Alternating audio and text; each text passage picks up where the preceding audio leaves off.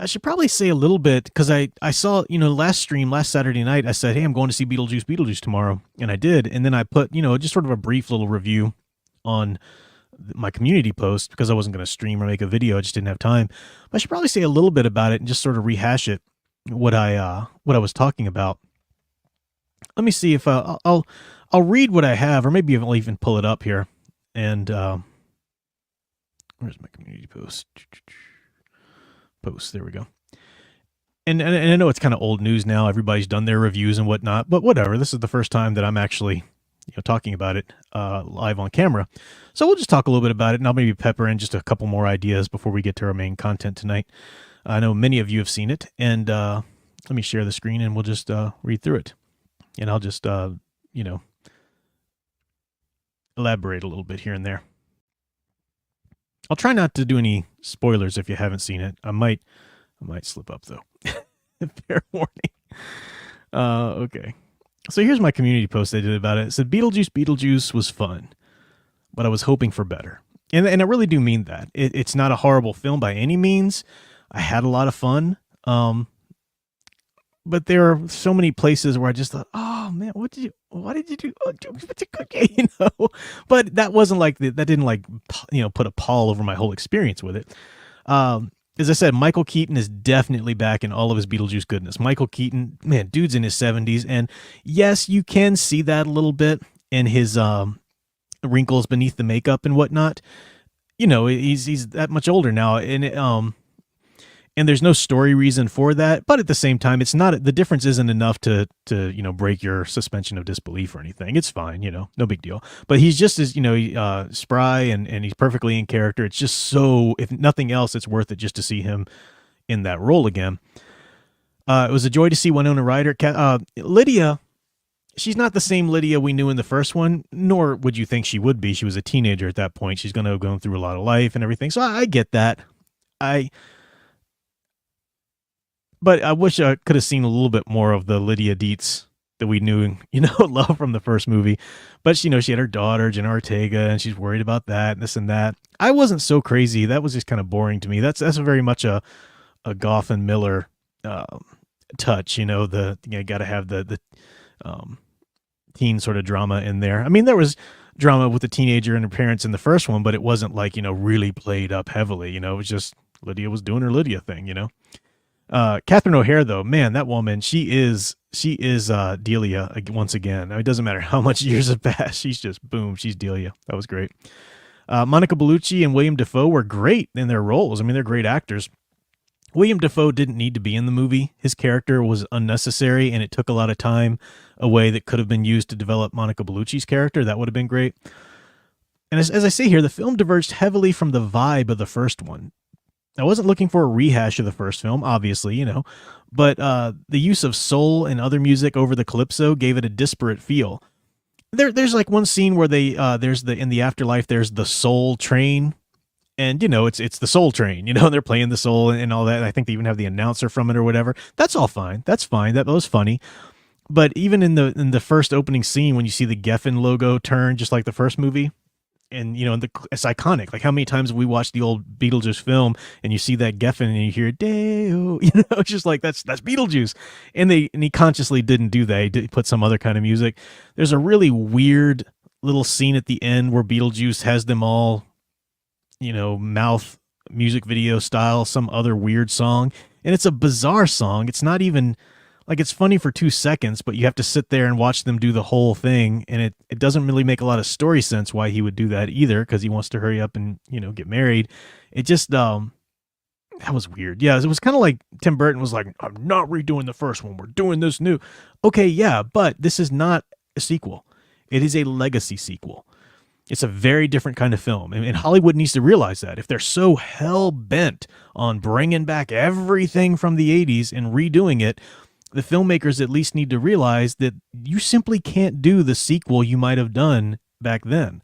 The cultural moment's gone. You need to acknowledge the fact that this has been something in the culture and people are going to want to see certain things from the first one. And of course, you can't err too far into that because it becomes nothing but member berries. But, it's a legacy sequel. These movies, if they're going to keep doing them, they need to be treated as such and not just, pretending they can do whatever they want because I did that before. Now I'm doing this, And I don't know if that was Tim Burton's thinking. That was just my impression. We also didn't have the normies perspective like the Maitlands and Charles Dietz in the first film. That was one of the cool things about the first film that was so fun, and you didn't necessarily need it in this one. It's fine. But one of the coolest, thinking about how that first movie affected me so much, was that you were with Adam and Barbara Maitland, and you were their normie perspective. They just died. What is this afterlife thing? And Beetlejuice and all of that was through their eyes, and it was a lot of fun. We see them now through Lydia and Delia, which is fine. It's not, it couldn't have been done that way, but they're a little bit more in on it. Maybe that just had to be the case of the sequel. No big deal.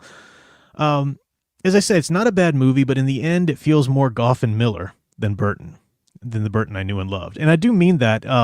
It feels more Goff and Miller. I didn't watch Wednesday because it just didn't sound appealing to me. I mean, maybe it was great. I don't know. It just didn't sound appealing to me. I love the Addams Family. I'm just not interested in Harry Potter in the Addams Family universe. And that's what it sounded like. And that's what it looked like from the clips I saw when my nieces were watching it. So, and that's just a very Goff and Miller kind of thing. These are guys that did Smallville. And, if they're got a great relationship with Tim Burton, wonderful. But it felt, the little touches here and there of Burton seemed more subdued. And Beetlejuice was from his early era.